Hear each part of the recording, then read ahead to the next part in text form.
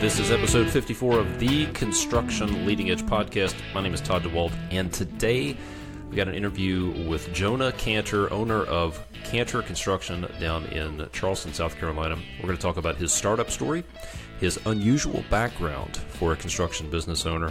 He's going to give you some really practical advice on negotiating with customers who want to haggle on price. He's also got some really good advice on how to use Google to grow your business. He's been very successful building an online presence using Google. He's got some great advice for people considering starting up a construction company, and he's also going to talk about some common mistakes that people make when starting up a business. But before we get into that interview, let me share something with you. If you're like a lot of small business owners in construction, you want to learn how to make your construction business more profitable and improve cash flow. Maybe you wish you could stop worrying about your bank balance and making payroll, start operating more strategically. Maybe you want to work on your business instead of just working in it. If you're like some people who've contacted me, you want to make the leap from running a crew to actually running a company. Maybe you wish you could be in a group with other construction business owners so you could ask them questions, bounce ideas off them, and get advice. And if you're like a lot of construction entrepreneurs, you'd like to eliminate the chaos in your business so you can get out of what I would call firefighter mode. Maybe you want to get some different results, but you're not sure where to start, and you certainly don't want to waste your time on something that doesn't work. Maybe you want to get away from owning a job and start building a business that works for you and that you'll be able to sell someday. Well, if that's you, then you're not alone. I hear from people all the time who are asking those exact same questions and more, and I also know because I grappled with the same problems back when I owned a construction business myself. Well, I started this podcast back in 2014 to help people who own small construction businesses, and that's why I'm letting you know that I'm launching the Advanced Construction Leadership Community, or the ACLC for short. The ACLC is an exclusive community just for construction business owners who want to take their operation to the next level, make more profit, stop worrying about cash flow, go after bigger contracts, eliminate chaos, grow the business, get to the next level. As an ACLC member, you'll have exclusive access to training content where I'll share everything I did to double a construction company's revenue and triple its profits in 3 years. You'll also learn how to maximize revenue, leverage your labor force, eliminate ticket starvation, grow your team leaders, eliminate chaos, build systems, how to hire and fire, and a lot more. As an ACLC member, you'll also be part of an interactive online community of other construction business owners where you can get the answers to your problems. You can get advice, bounce ideas off other people from around the world who are doing the exact same thing as you, running a construction business. Now, right now, I've got a limited number of spots open for early access. As an early access group member, you'll get in for a discounted rate, and you'll get to be part of the inner circle that will help me build this thing. So if you own a construction business, a small construction business, and you're ready to go to the next level, head over to constructionleadingedge.com/community, sign up for that early access group, and if you go there now, you'll be able to sign up for a free trial. That's constructionleadingedge.com/community, or just go to my website and click on the big button that says Take Your Construction Business to the Next Level. Now, let's get to that interview with Jonah Canter of Canter Construction. Jonah Canter, thanks for being on the podcast, man. How are you? I'm good. I appreciate you letting me come on and talk to you today. You own a construction company. I'll tell you what, I'll let you talk. Give us a quick rundown of what you are doing right now in business, and then talk about your background a little bit. Yeah, so right now in Charleston, South Carolina, business is actually booming. And that goes for people who are doing it right and for people who are doing it wrong. There is just so much development and infrastructure that's coming in through businesses like Volvo and Boeing and whatnot, that it's taking a lot of the population from other parts of the state and the country, quite frankly, and bringing them to Charleston. And what that translates into is a housing boom. And here in Charleston, we're lucky enough that even in the lean times, we're kind of insulated because well, Charleston, right? I mean, we're a beautiful location, beaches. So people are always wanting to come here, regardless of what the economy is doing and, what's going on in the world at that time.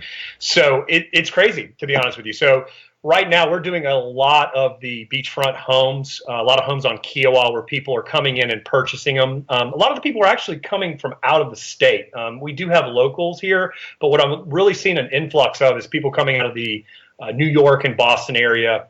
These are the baby boomers that are essentially retiring, and they've had, really good home prices up there that they can sell their home for a really good amount of money and come down here and buy, a beautiful house on the water. So that's what we're seeing is a lot of people kind of moving to the area, and construction's it's crazy. Gotcha. So are you doing, are you new home general contractor? Are you a specialty sub? You do restoration, remodeling? What exactly do you do? So we primarily focus on remodeling as a generalization. I don't build homes, custom homes, although I've been asked several times to do so. I think in any business, you have to perfect with years of practice one element of it before you branch out into others. So, a lot of times guys say, oh, yeah, I do remodels and I do custom homes. We're licensed contractors. We can do both. But we've been perfecting for the past 3 and 4 years our relationship with customers, our quality, the quality of our subs, and the remodeling side of business. So I will do anything on the remodeling side up to, I did a $250,000 remodel of a guy's kitchen and living room, for instance. Really nice place downtown. And the next day I'll go on to working with some of my real estate agents who I've worked with for years, and I'll do a repair addendum. I don't really discriminate between the two because the difference between the two is they both make you money. One takes longer through the process than the other, but they all, and are one and the same in the fact that they make you money. So as long as you have scheduling down and you can accommodate the various needs of whomever your client is, you're good to go in that realm. So we do run the gambit of remodeling, but there's nothing that is bigger than me to say, sure, I'll go hang a couple doors for somebody, and the next day I'm putting in a $45,000 kitchen. Gotcha. I want to talk about your background in a minute, but can you give the listeners an idea of the size of your business? Like, how many employees do you have? How long have you been in business? Can you give us a little bit to give us a feel for that? Yeah, so I have done construction for going on probably 18 years, but I've had Canter Construction for going on 5 years.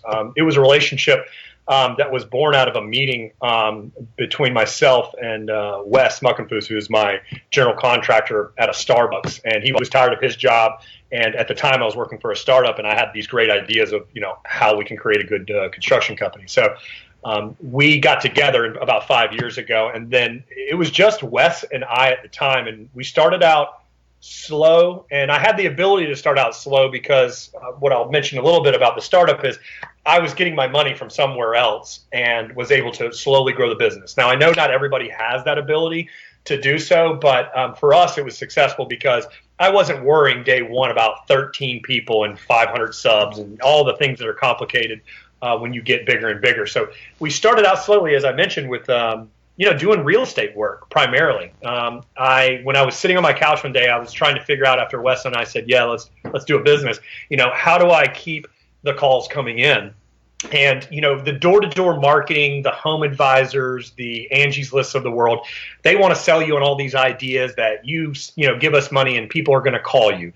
And to some degree, I think that they do. But what I found in any kind of business that you do, if you're not putting sweat equity into it and trying your damnedest to get these leads yourself, you're not doing a good job, and you're doing yourself an injustice. So what I ended up doing was I contacted, or I actually harvested, I should say, about 800 real estate agents' emails that are publicly available in the area. And I formed an Excel sheet. And once I got to about the 800 mark, which basically tapped out all the ones that I could get, I then said, okay, I'm going to, instead of using one of these, MailChimp services or any of those type of things, I'm going to go in and I'm going to have a stock email but I'm going to change it a little bit by each of the real estate companies. And what I did was I ended up sending out all 800 emails, said, hey, if I had done work for a real estate agent or a homeowner on the island where they're located, I would mention that. And I said, hey, I'm a general contractor. I can take care of all the needs that you find on a repair addendum, from the plumbing, electrical, and carpentry needs all the way up to things like CL 100 sign-offs. And what happened from that was that I ended up, it seems like really a bad number, but it's actually really good if you know about marketing numbers and statistics. But I emailed 800 of them, and I think I got about 35 responses, which people were like, what? That's a lot of emails for so little response. But out of those 35 responses, I ended up getting about 12 real estate agents whom I still do work for today, who said, yes, I'd like to get you on this first project. Can you take a look at it? And what I really learned from that is you get a repair addendum and you take care of these really small items, adjusting door locks, fix the toilet's not running right, whatever they are. And the beauty of working with real estate agents when you're first starting out is when you look at who all is involved in a real estate deal, you're not just dealing with one real estate agent. So you're typically dealing with 2 real estate agents on either side, and then you're dealing with typically a couple on either side. So in total, you have 6 people that are aware of you doing work, aware of your name, and you're in their ear at that point. And what I found is, and it doesn't happen every time like this, but what I found is doing these real estate repairs and getting in front of those people, I started to get calls from the real estate agent on the other side who said, you were wonderful to work with. We like the work you did. I have another project over here that I need done. Transversely, the homeowners said, oh my gosh, we bought a home from so-and-so and you did the repairs. Can you build us a deck? And over time, the business maturation happened from that. We started to get more and more referrals and word of mouth through those little small things that we did for real estate agents, turned into bigger and bigger deals for the first probably 1 to 4 years of Canter Construction. That's what we were doing. And with word of mouth, as long as you're, I think the biggest thing that people fail on as contractors is it's really easy to be bad, right? I mean, from a personality to bad work, that's easy. What's hard is to do your best and put your best foot forward always for homeowners. But I'm going to tell you, the reaction we got from people and being personable, being on time, saying what we're going to do and doing it, when there was something that we maybe bid out that was a little higher because of unknown factors, and we got in there and we found out, wow, there's not as much work that we had to do. I went back to that homeowner and I said, hey guys, we said this was going to be $2,000, but we opened it up. It's not as bad, so we're only going to charge you $1,500. A lot of the homeowners' reaction to that was, wow, Jonah, we wouldn't have known otherwise. You didn't have to tell us that. And I always tell them, hey, karma is a pain in the butt. It'll come back to bite you. And I want you to feel like I'm a trustworthy person, that the next time something comes up, you're going to think of that moment where I didn't take advantage of you. And you're going to say, hey, this is a guy that I would like to continue work on with. So, I'm kind of blending in, how we got started with the real estate agents and the personality and the attitude that we carried over. That all really made us successful as a small unit. And as you grow in business, I think, especially for small business owners, entrepreneurs in the construction industry, there is no magic. Go get a loan for $50,000 and boom, you're going to be having a successful business. I think even then you bootstrap every single aspect, from the truck that you drive to the tools that you get to the eventuality, which is hiring more people and hiring it's smart, not hiring in quantity. And so we did that. We did that for, like I said, we've been in business for 5 years. In the first 1 through 4 years, we were able to do a lot of work for real estate agents, and then the word of mouth. In the example that I gave you of the, telling somebody, hey, this wasn't as bad, and reducing the cost, what I use that tactic on is to get reviews from homeowners. And in the past years, when shamefully in the past year, I wish I would have done it earlier, I started really trying to, create an online experience beyond my website, beyond paying somebody to do search engine optimization. So in that example of reducing the cost for the customer, and they were so happy, I said, hey, do you mind writing a 5-star Google review on your experience with us?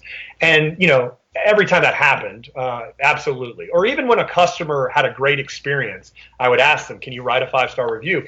These started to pile up over the past year, and to where we are today, which is we have, just last night, we got our 40th 5-star review, which is excellent. I have not in the past year called anybody for work. My phone rings constantly. I get emails constantly from people going, wow, you have the most reviews. Most people don't even have reviews. And I said, yeah, well, I'm really hell-bent on my brand and making sure that people know we're a trustworthy company, and the reviews really say a lot for people. So, there's a whole other story about why I got into the reviews and kind of learning SEO that we can talk about in a bit, but I wanted to give you the long, big picture of starting out small and then, through intelligence and the art of asking people for reviews, we've grown into the company we are now, which is great. Yeah. So let's go back to your background. You've got I guess you could call it a non-traditional background for somebody who runs a construction company. Tell us about what you were doing before or as you started Canter Construction.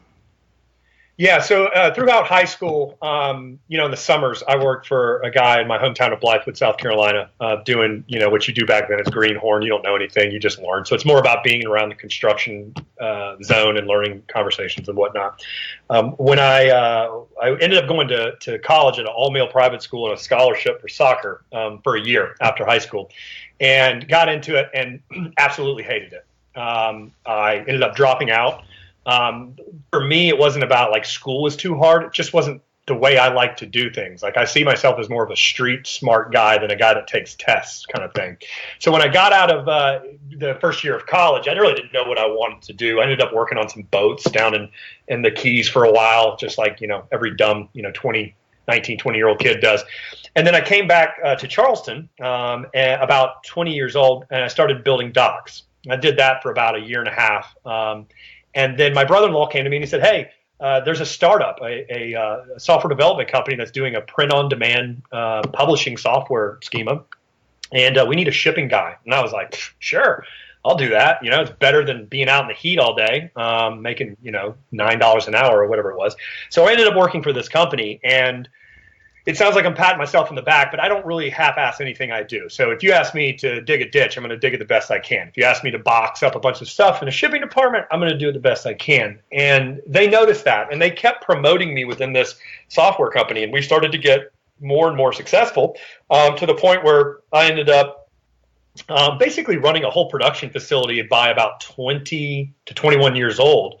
And then we got purchased by Amazon. Amazon.com, and they purchased the company, and I ended up right prior to the Amazon acquisition and through the Amazon acquisition, I was sent to the Netherlands to open up these print facilities at our different facilities we had everywhere. So as you can imagine, at the time I had hair down to my shoulders, 21 years old, just an idiot, didn't know anything about the world, but if you handed me something, I was going to do it to my best of my ability. So I kept doing that, and after Amazon had purchased us, I'd made a little bit of money. And I decided, hey, I'm going to open a cabinet company, right? And it went well for about 2 years, and about that time is when the bottom dropped out. And unfortunately, cabinetry is one of those luxury items. When people need a repair done, that's one thing. But when you need a kitchen done and the economy's in the tanks, you don't necessarily have to have your kitchen done. It works. So I ended up folding the doors in the kitchen company just because I wasn't going to struggle anymore. And about that time, the same guys who said, hey, Jonah, they gave me my first job at what was called Book Surge at the time. They said, hey, we're getting the band back together, and we need an operations manager. We think you would be perfect for that. So, I think I saw them on the street downtown in Charleston. It was very serendipitous that they saw me, and I ended up getting back with the same group of guys in a different software startup. So let's fast forward so I don't bore you with the details, but I worked for that same software startup for 10 years after that. And all the while, they allowed me to have my construction company, which I was kind of playing with, like kind of had a cabinet company, would do things on the side. And they said, hey, no problem. You can always have that. We trust you. Startup environments are as long as you're doing what you need to do and working crazy hours, who cares? And I carried that loosely for 10 years until about 5 years after that, I got with Wes. So I have had this really hybrid. I know how to build things. I can do crown, I can do high-end trim, I can do everything. But what I'm really good at is the business side. I'm really good at the point of being able to communicate with people, to communicate with customers, to grow the business. And I know my strengths, right? I lean on Wes, my general contractor, for the day-to-day in and out, dealing with workers and dealing with the physical work that goes on. Not that I can't do that. It's because I know what I'm good at and I know what he's good at. And together we have a great working relationship. and growing the company. So that's a little bit about the background. It's very atypical, I will say, but now that I sit where I am now, I couldn't think of a better school of hard knocks to go through to make a kick butt construction company that I have right now. It's just the perfect formula for it. Yeah. So let's talk about that transitional period while you were working for a software company, but also running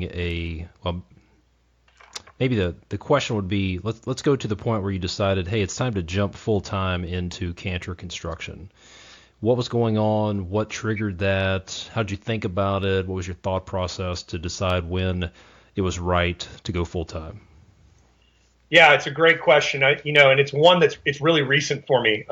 Literally in the past 6 weeks, this is all transitioned for me. So it's relatively new, but the answer is the same. I have a phone call log book that I always kept near my desk, and I started to realize as the reviews started to come in and we started to get organic traffic from Google where people were searching for us, the phone started ringing nonstop. And it started to appear to me that I said, it's not fair to both companies, the company and the guys that trust me and I work with, and also my construction company, to do something half-ass. A buddy of mine said the best thing when I was kind of talking through him, and I said, God, I don't know when I'm going to make the change and when I should. And he goes, Jonah, you're trying to go out and play golf with Tiger Woods when you're playing 1 or 2 days a week and he's playing 7 days a week. You're not going to be good at it, right? You're always going to have a frustration or something's going to come in the way. So I think the buildup and the transition from the software company was, one, is that I'm a super honest guy. I love the guys that I worked with at that company.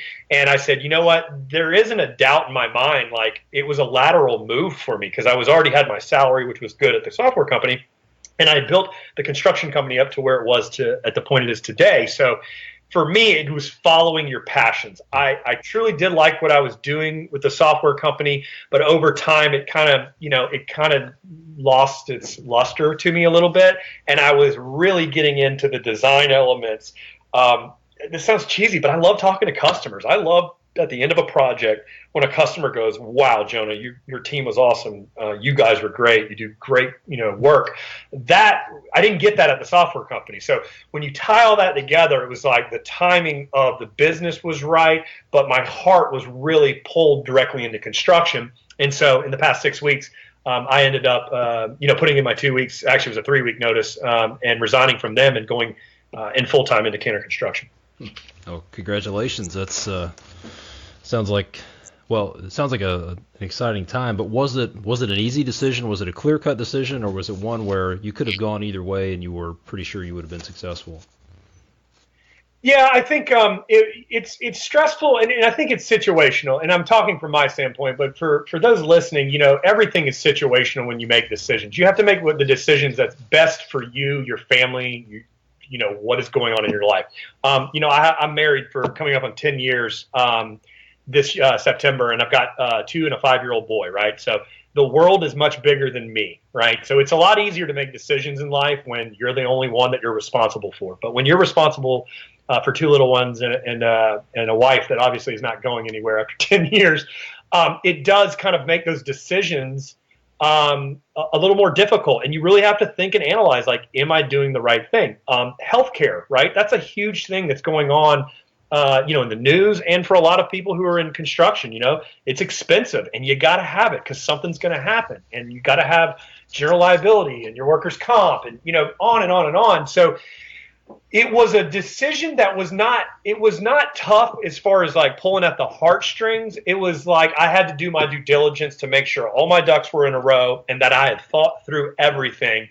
And I looked at my wife and I said, I think I'm ready. And I know why I've been married for 10 years to her. Natalie goes, Jonah, do it. You're going to be awesome at it. I have no worry. You're always going to be good at what you do. Just go do it. I know it makes you happy.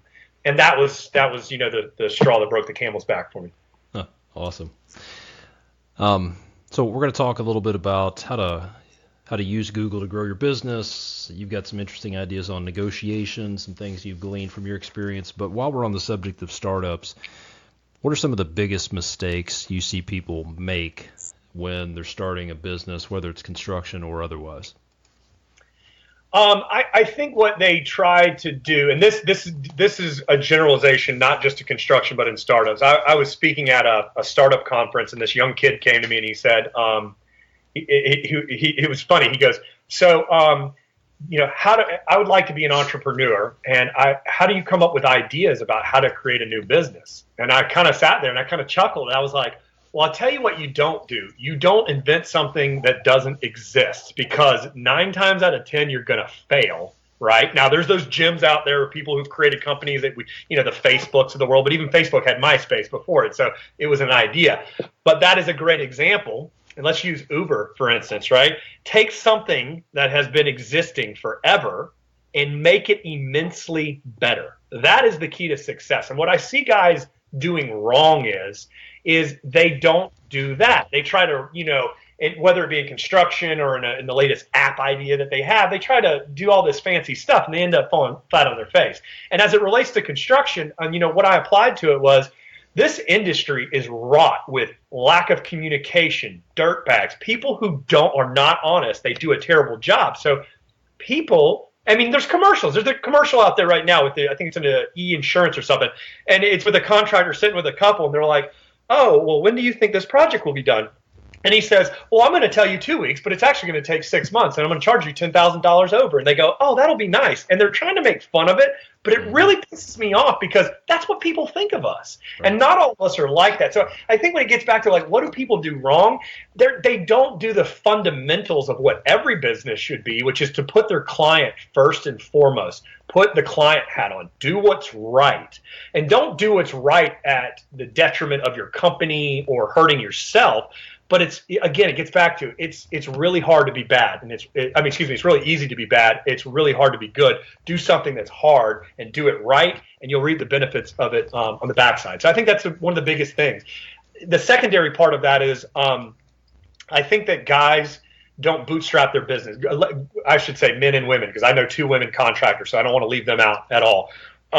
They don't bootstrap their business in the sense of they go out and they buy a $65,000 truck because they think that the homeowner really cares that you're in a $65,000 truck. Why? You can get a little, have that truck paid for, have your tools paid for. Do not take out loans on anything. If you have to work yourself up to growing into those tools, that truck, that's fine. So for anybody that's got a $75,000 truck with, I'm not cracking them, right? I've got a $45,000 truck, and I'm not bragging about it, but guess what? I own it. It's paid for. I bought it with cash because I could. Now, if I didn't have the money to do that, I would have bought a $12,000 truck or whatever to get by. So you got to grow into those situations. And I think that a lot of people, they fail at that. They think there's this if I show up and I've got a son on my truck and it's a brand new Chevy or whatever, that I'm going to get jobs. And they couldn't be farther from the truth. Wes started out in a beat up truck, and he couldn't, have people stop calling him. So it doesn't really matter. I think the appearance side of things is what people kind of screw up on sometimes. Yeah, so they focus on the wrong things. So what I heard you say was focus on the fundamentals, treat the customer right, do the right thing, do good work, and then work your way into a lot of the other trappings, the business cards, the signs on your truck, the office, all the things that what I've seen is people, they work hard to have the appearance of being successful, and that's where they focus their energy on instead of actually doing the thing that will make you successful. That's right, because your truck doesn't, or your whatever, name anything that is shiny that contractors think that they need. That doesn't say anything about your business other than you've got a big payment, and it's going to cost me a lot of money as a homeowner to help you with that payment. I mean, really, right? Yeah. So the guy that does really awesome work and has just a regular truck, nothing fancy, that right there. I mean, I'm not saying every homeowner thinks that, but that's what it says to me. It's like, if this guy does good work or this woman does good work, I don't care if they roll up in a VW Bug, right? As long as they do awesome work, who cares? Yeah. Yep. All right. So let's talk about how to grow your business using Google. You mentioned how you got really deliberate with getting reviews from your customers. Walk us through what people can be doing right now to harness Google to grow their business.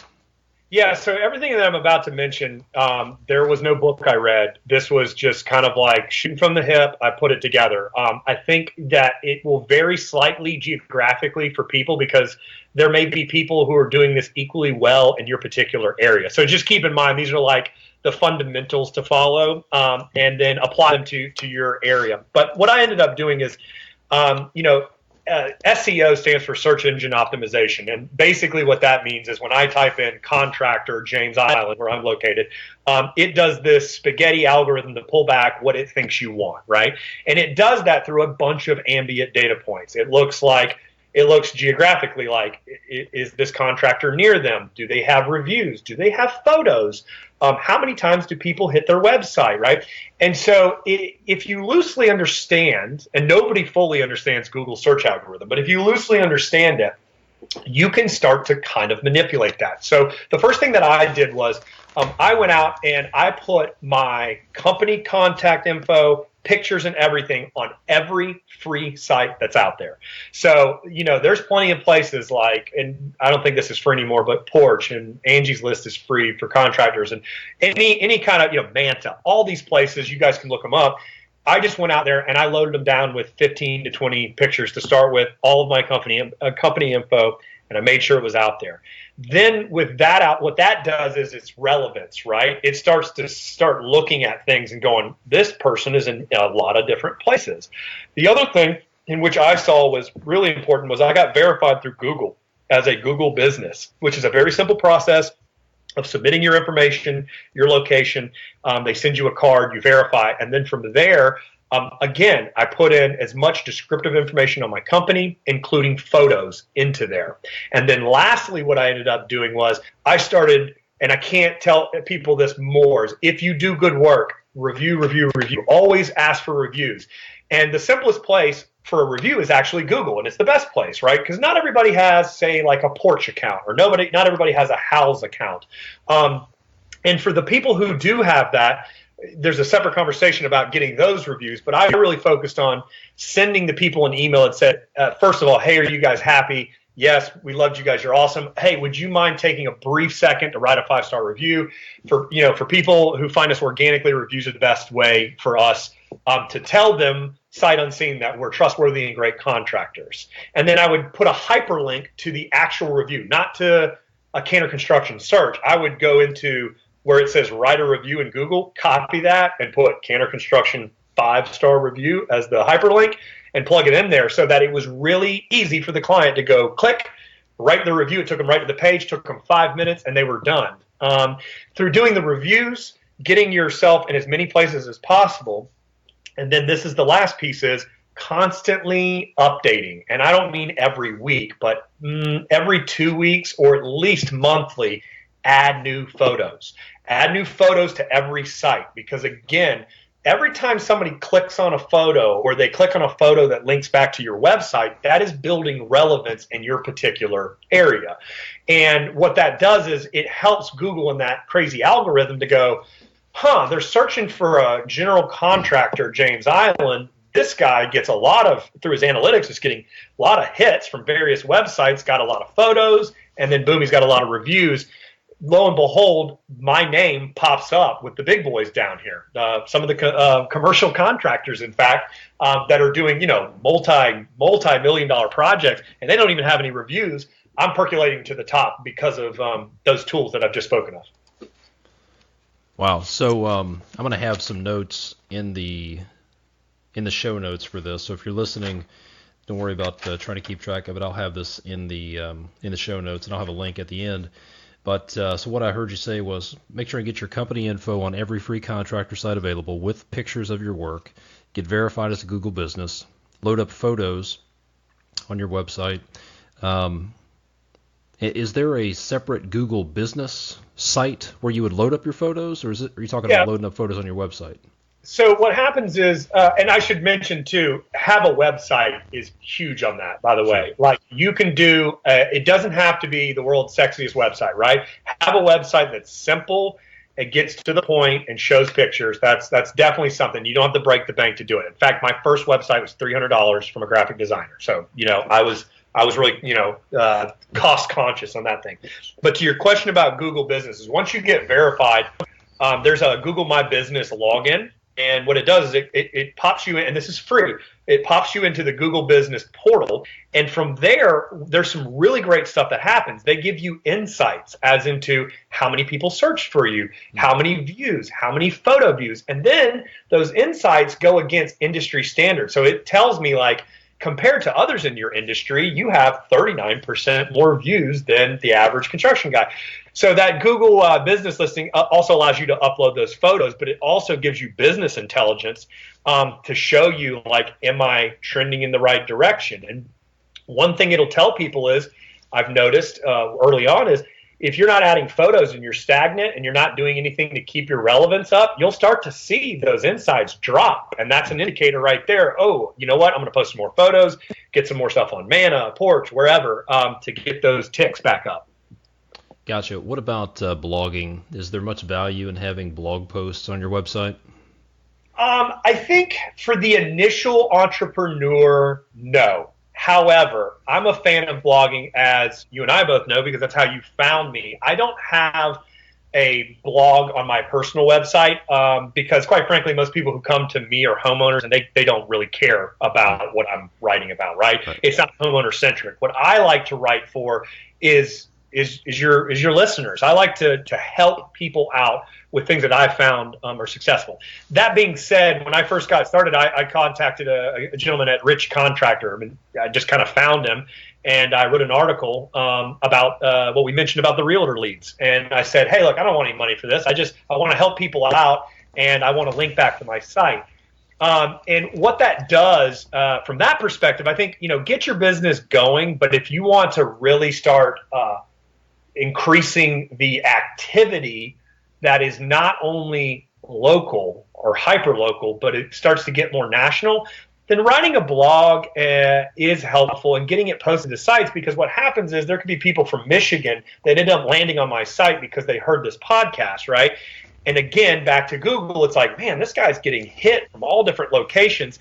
It helps with your relevance. So I think bigger picture, blogging is great if you can get an audience to come in, because it draws people to your site and helps with your analytics, which in turn boosts your relevance, which in turn can help you in the long run with leads.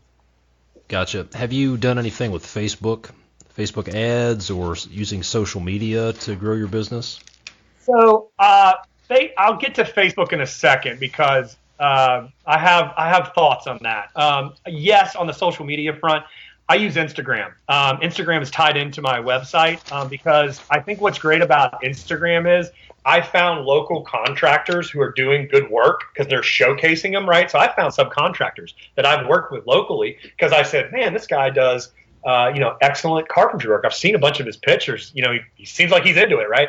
I also think that Instagram is that place where you don't have to be too serious, right? I mean, I got pictures of my kids and I goofing off. So it's a mixture of, like, I was in a house and there was some great lighting, and I was like, man, this is a Regina Andrews light. This looks good, right? So that's for the people out there in the world that are into, lighting. I've got pictures of me setting up deer stands with my sons at our family farm, right? It's goofy. It's like all over the place. And I like Instagram because it's the place that you can kind of be serious, but not, and mix them together. Now, as it comes to Facebook, I have stayed away from Facebook, and for a personal reason, and there's a secondary reason. So I left Facebook about 7 years ago. Quite frankly, I think it's a waste of time, and it depresses people more than it heightens them from a personal level, business level, whatever. It's one of those things like where you're always, everything's PC and everybody's got their own opinion and whatever. So I'm not a Facebooker from the standpoint of having an account. And I also don't put my business on there because people, I think Facebook is not like a review site. When you go to a review site and review somebody, you have to have your thoughts put together, right? Good or bad. I hate this guy, good, whatever he did, right? It's very to the point. Facebook ends up being this like high school kind of thing where they're like, somebody could write on your Facebook profile for your business, he showed up 15 minutes late and was rude. Well, that could be true or not, but nobody's going to review you like that. But on Facebook, he'll definitely pop that on you, and that could be a negative thing. And you get enough of those piled up, it's a bad thing. So I'm not saying that to like cover myself, like somehow I've got some bad presence on Facebook. I just think that social media platforms for businesses need to be geared towards making the business better and not some high school gossipy area. So that's a little personal opinion on it. I don't see any real value, but I will say this. I do have a master carpenter that works for me who started out very small. He had a great success with Facebook. He said the word of mouth was awesome, but he did really good work. He was an honest guy, and everything worked out for him. So I don't want my personal opinion in this matter to shy people away from Facebook, because I think there's some success stories there. Gotcha. And you only have a finite amount of time, so you got to go where the biggest bang for the buck is. And if somebody's searching for a contractor or searching for anything for that matter, they're probably going to go to Google. So that's a great place to start. And then maybe once you get one channel mastered, you can expand into other channels, whether it's Instagram, Facebook, whatever else it might be. But just pick one and get that down before you get spread out into a bunch of different channels. Yes, because keep in mind, also with that being said, people who are serious about getting stuff done are going to go to Google. They're going to do some research on you before they get there. So there's a little bit of that, they've kind of looked at you and seen your pictures before they call you. And if they call you, they're really serious. People play on Facebook all day long and they see a barn door, a slider barn door, and they're like, oh, that would be nice. Oh, I wonder how much that costs. Right. And they go on Facebook and you come out and they're like, oh, that's really that expensive? Yeah, I don't want to do it. And you're like, okay, that was a waste of my time. That's what I kind of think about the Facebook side of things. So, it gets the window shoppers. There is a place that I've found, and I just want to mention to the listeners real quick, that is excellent. I've been completely happy with it, and it's called Nextdoor. And Nextdoor is it's like Facebook for neighborhoods, and you have to sign up for it, but it also has the ability for business listings. And what's great about this is it runs the gambit of, somebody tried to break in my car, missing cat. Do you know anybody that's good at roofing? I need a concrete guy, right? It's homeowners asking questions and getting referrals from local people within their community. I have gone on there not for business, but to find subcontractors, believe it or not. And I type in, I need a brick mason. And you can search the brick man. They go, oh, I used such and such, and he was excellent. His prices were good. I thought he was a really nice guy, showed up, whatever. So I'm using that app in a different way, and that's not to target business, although plenty of guys answer those ads and say, hey, I've been doing it for so-and-so years. I'd love to come talk to you. But I look at it as a way to scrub subcontractors, because a homeowner isn't going to BS you about a contractor being bad on that website. So definitely out the door. That's really smart. I like that idea. All right, we've got a few more minutes here. Let's talk about negotiation. Yep. Drop some advice on us about negotiating with homeowners. You and I had talked about what to do. Let's start with, what do you do when you give a price to somebody and they want to negotiate, they want to haggle on price? Yeah, what do you think about that? The fundamental thing is that you should always, as a contractor, put your best foot forward, meaning when you go into something, if you're knowledgeable and good at what you do, you know what the price is. Now, you can't deal with unforeseen things, but I'm talking about, here's my price. And if a homeowner goes, man, that's more than I wanted to spend. Well, my question that I think about, I don't say this out loud, is more than what? Because, I don't know what your expectations are. I don't know if you're cheap, if you got rich taste, whatever, but compared to what? This is my price. So when a homeowner comes to you and they want to try and haggle or negotiate with you, my suggestion to the listeners is shut it down, and shut it down fast. And you don't have to be rude about it. What you do when a homeowner, and it happens to me all the time, they'll say, this is a little more than I expected. And I'll say, I completely understand that. There's a reason you came to me, because you've seen our reviews. You know the quality of our work. This is the price point for this type of contractor service. When you call me, I pick up the phone. If there's an issue, I come out there. That's what my price is. So when it comes to haggling, I literally try to shut it down, but shut it down in a way where it's not, I'm not being aggressive towards them. I'm literally trying to explain to them why I'm shutting it down. And I'll tell you, a lot of times I have homeowners go, I get it. You're right. And it's like you kind of talk them out of it. They feel like that's their used car salesman kind of moment where they get to kind of haggle with you on the price. And if you lock it down and say, yeah, it is what it is, you're going to have a couple people that go, well, that's just too much. Well, guess what? They didn't have the money to do it anyway. So no love lost, whatever. It's part of doing business. But for the other people, don't ever, your price is your price, and don't ever discount the fact, because here's the real important part about haggling and reducing costs is when a contractor reduces a cost at the request of the homeowner, the first thing that tells the homeowner is he was going to make a lot of money on me to begin with, right? There's a trust factor that is eroded when you can negotiate with them. This is not a negotiation. This is a price. This is what it costs, right? And at the end of the day, you can take it or leave it. So I think, from getting back to being a quality contractor, that's an important part of making the homeowner feel like you have values where you're not gonna budge from it. You're gonna do what you say you're gonna do, and you haven't taken advantage of them because that's your cost. Yeah, that's good advice. And that comes from creating a position of negotiating strength. That's a different story. If they don't do good work, then that's a different story. And what I've done in the past is if somebody says, well, that's more than I want to spend, then that's fine. Let's look at what you want to cut, because I can't cut money without cutting scope, because that tells me I was overcharging you, basically. So that's exactly. There's a whole business out there called Six Sigma. It's for project management black belts, and that's one of the key things. And this project management could be construction, it could be software, it could be whatever. And there's only two things that can happen. You can change the price by changing the scope, right?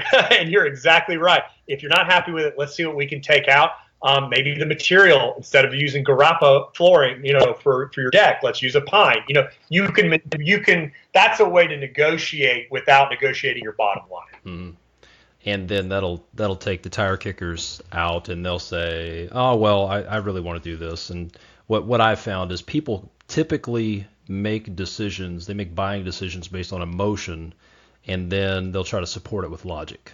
So a lot of the questions, they feel like they're doing their due diligence by haggling on price, but in a lot of cases they've already made the decision. I want this guy to do the work, but I just want to make sure I get the right price. And when you say this is the right price, this is the right scope, this is what I do, and then that makes, oddly enough, that may make them feel better about their price.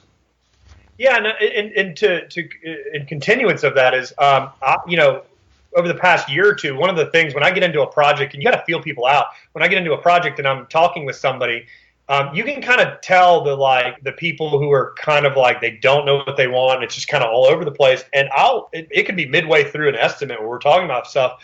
I'll shut it down and go, okay, what are we talking? What's your ballpark? Give me a wide range. What are you thinking this is going to cost? Because I want to make sure we're on the same page here. And they're like, well, you tell me. And I'm like, no, I'm not using this to try to get an inch on you. I'm trying to make sure that you're like thinking we're at 10 and we're really at 25, So that can go either way. But it's another way of kind of gauging the interest of people and the seriousness of them. Yeah, I have two quick stories on that. One, probably 15 years ago, I was approached by a couple. They wanted to build a new house. They had the land, and I probably spent 40, 50 hours working on plans and budgeting, and then finally put it all together, and it was like a $250,000 house. They wanted an elevator, full 2-story, finished basement, all this stuff, and I didn't scrub to see what their budget was. So I said, I think it's around somewhere in the neighborhood of $250,000. They're like, oh my gosh, we've got like 130 to spend, and we gotta pay for the land out of that. Like, oh God. It's like, so I assume I wasted so much time and energy assuming that they knew what the budget was. So fast forward a few years later, somebody contacted me about a kitchen remodel, and I said, yeah, we can do it. What's your budget? That'll tell me, instead of me guessing at the cabinets, the flooring, all this stuff, tell me what you've got to spend. Let's agree to work together, and then I can go to my cabinet supplier and I can say, this is what you got for cabinets, this is what I need for drywall, this is what I need for framing and HVAC and whatever, and then we made it work that way. So yeah, that works really well. Ask people, what's your budget? You trust me? Let's agree to work together. I'm going to show you the pricing.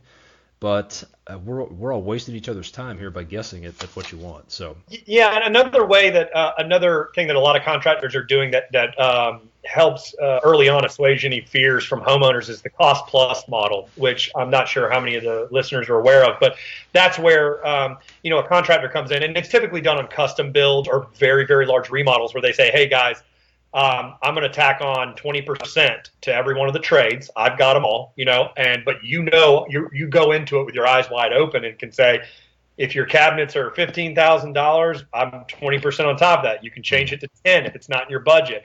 And that allows the kind of accordion effect for a project where the homeowner has it in their hands to manipulate the pricing, and they always know the constant is your cost plus percentage. And I just said 20% as an example. Yeah. And another way, I do a lot of commercial work, manage a lot of commercial projects, and we'll do that with our general contractor. Let's agree to what we would call general conditions and a fee, which would be the staffing that it would take to manage the project, and then a fee percentage on top of it, and then they go open book. They go cost plus, and we as the client have the opportunity to see every cost, and it's open book, and we've got more levers to pull if we need to make changes. So yeah, there's more options out there than just saying, here's your lump sum price, take it or leave it. You can definitely do some things. I think one last thing I'd like to add onto this, because for those listeners out there who do deal with real estate agents, this is one more component I'd like to just touch on in regards to the negotiations is, when you're coming up on real estate transactions, I get a lot of people who will call me and they'll say, hey, Jonah, I live on name any island down here, and I'm looking to buy a house, and I need to get a quote on how much it would cost for the kitchen. Do you give free estimates? And the first answer is no. I give free estimates for homeowners. I don't give free estimates for those who are buying houses. Because it took me about 3 times before I got really angry about wasting time, where people will get out there and they're using you as part of their negotiation, and they have no intention of calling you back. They just want to use you and your quote to take money off of the list price. So one thing that's a tactic that I've done is that, when I try to feel somebody out, like, oh, are you buying a house? They say, yeah. I would say, okay, well, we charge a $150 fee to come out. Our estimate is binding, meaning it's an actual estimate that we will honor. But the $150 fee, if you choose to not use us and you want to use my quote to negotiate down the price, have at it. You paid me $150, right? I don't really make money on that. Like, I'm not in the business of trying to make $150 on them. But what it does is it definitely is, keeps me from wasting gas and a little bit of my time. And it also keeps honest people honest. And what I end up saying to them is, hey, guys, if you end up using me for the work, I'll knock $150 off of the estimate. So I'll give that back to you so that, we're both serious about it. And so that's a tactic, be careful in being shopped. It's okay to give free estimates, but it's situational. So if you have a guy or a girl or whomever who says, I own this house and I'd like the remodel. Well, that's dumb to try to charge them that, right? But I think you can really get the shoppers who are the people who are, doing real estate transactions and hold them accountable for the charges. And if they go back to you, great. People may want to do that on home remodels. I mean, I'm not saying it's bad. I think I don't have as many problems with homeowners and not responding or not accepting estimates as much as I do when I see people buying real estate. So yeah, makes perfect sense. Well, man, we're just about out of time here. This has been great stuff. I appreciate you sharing all your experience and knowledge. So if you had a couple of minutes to share anything that you haven't covered yet with a bunch of business owners or folks who are contemplating starting a construction business, what would you tell them? I think first and foremost, the most important thing is, if you're going to be an entrepreneur in whatever business, and I'm going to make it specific to construction, you have to go into it with your heart, mind, body, soul, everything into it. You got to give everything you've got if you want it to be successful, and you'll reap the benefits of it. I think the second piece of it is there's too many dishonest and terrible contractors out there, and people really respond to people who are honest. They have integrity. when you need to be somewhere at 9, your butt better be there at 9 because the homeowner is taking their time out to be there, right? Their time is just important as yours. And if you can't make that or you're going to be late, call them. So communicating to clients, just trying to be the best you can at anything is what you should always strive for.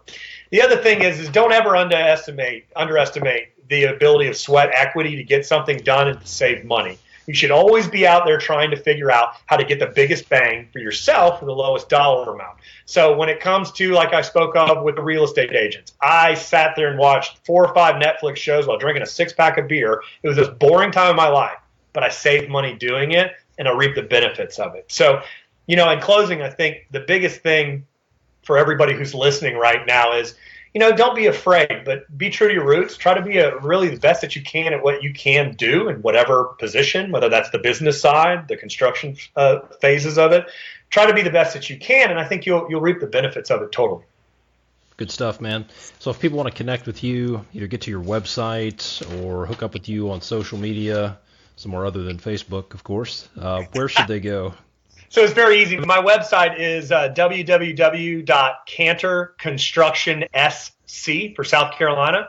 If you want to check out my website, I also have 2 Instagram handles. You can look at either one because they're both funny. I have Chucktown, which is the nickname for Charleston. I was lucky enough to be an early Instagrammer, and I got that name. So if you look up Chucktown, that's my personal account. And then if you want to see some of the projects and the goofiness of my crew, you can look at my Instagram handle at Canter Construction on Instagram. So, and anybody, and I'd also like to give everybody my email. I know this is a little probably awkward, but for me, I like hearing people's problems. I like hearing experiences. I'd like to help anybody. So feel free, anybody who's interested and wants to learn more, maybe from things that Todd doesn't cover or I don't cover completely, you can reach us at info@canterconstruction.sc.com, and feel free to just ask me some questions. I'll definitely try to help you out.